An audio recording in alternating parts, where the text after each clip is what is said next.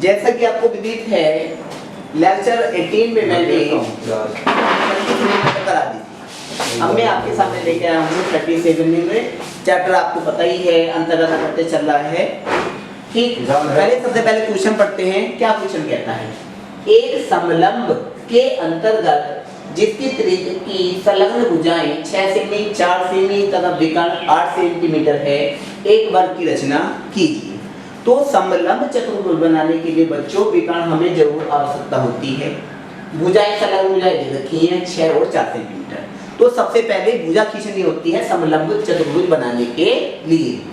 तो 37 निर्णय को करते हैं। तो सबसे पहले मैंने 6 सेंटीमीटर की एक भुजा खींची एल बराबर 6 सेमी। विकर्ण समलंब चतुर्भुज बनाने के लिए आपको विकर्ण की जरूर आवश्यकता पड़ती है। तो विकर्ण भी ज्ञात है, तो मैंने ए को केंद्र माना और 8 सेंटीमीटर डिस्टेंस ली और एक आर्क लगा। ये ध्यान रखना है बिल्कुल आपको। ऐसे आप व की ओर लगाएंगे, वैसे आप ए की ओर लगाएंगे विकर्ण। इसी प्रकार व को केंद्र मानकर कितने डिस्टेंस लिए प्रकार में आपने बच्चों 8 सेंटीमीटर विकर्ण। अब बच्चों मैंने यूज कर दिया, विकर्ण का भी यूज कर चुका हूं और एक भुजा का भी यूज कर चुका हूं। अब आपको दिखाई दे रही है मेरे पास रही एक भुजा कितने सेंटीमीटर 4 सेंटीमीटर की। तो ए को केंद्र मानेंगे, 4 सेंटीमीटर का चाप लगा देंगे। इसी प्रकार ब को केंद्र मानकर जब मैं ये चाप लगाता हूं तो मैं देखता हूं ये चाप आपस में एक दूसरे को एक एक बिंदु पे काट रहे हैं। ये बिंदु प्राप्त हुआ सा, ये बिंदु प्राप्त हुआ दा।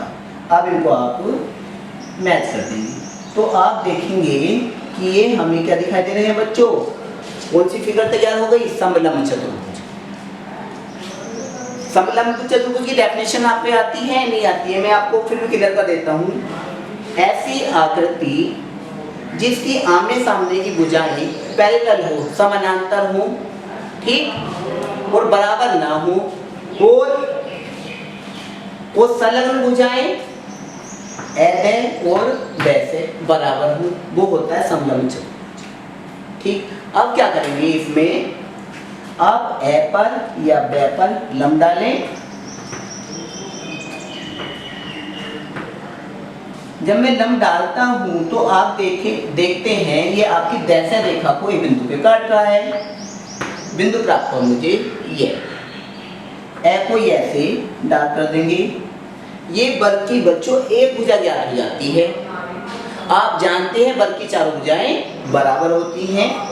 तो ए और ये की दूरी लेकर ए को केंद्र मानकर चाप, ये को केंद्र मानकर चाप, ये रहे बच्चों, ये बिंदु ले। आप इसको इससे मैच कर देंगे। यही आपका विशिष्ट वर्ग होगा जो आपके समलंब चतुर्भुज के अंतर्गत होगा। किधर स्टूडेंट?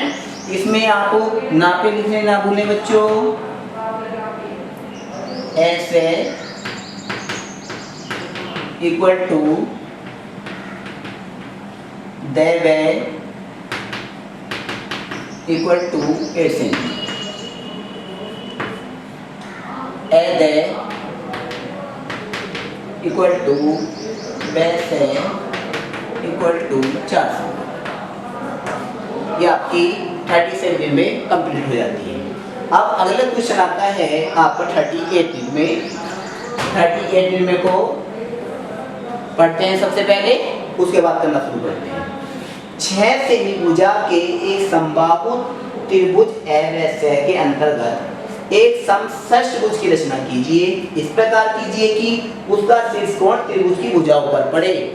मतलब कि समषष्ठभुज के जो शीर्ष हैं वे त्रिभुज की भुजाओं पर होने चाहिए।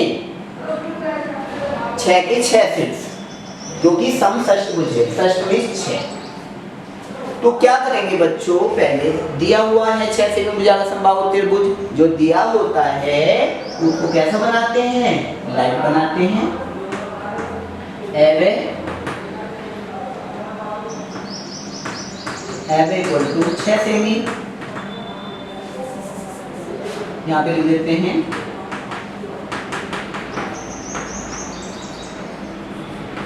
ए को केंद्र मानेंगे, बै तक की डिस्टेंस लेंगे, एक चाप लगा देंगे, इस प्रकार कर देंगे। ये काटेगा बिंदु शे को ऐसे, शे को वैसे आपको मिला दें। तो इस प्रकार देखिए बच्चों, ये आपका तैयार हो जाएगा समबाहु त्रिभुज।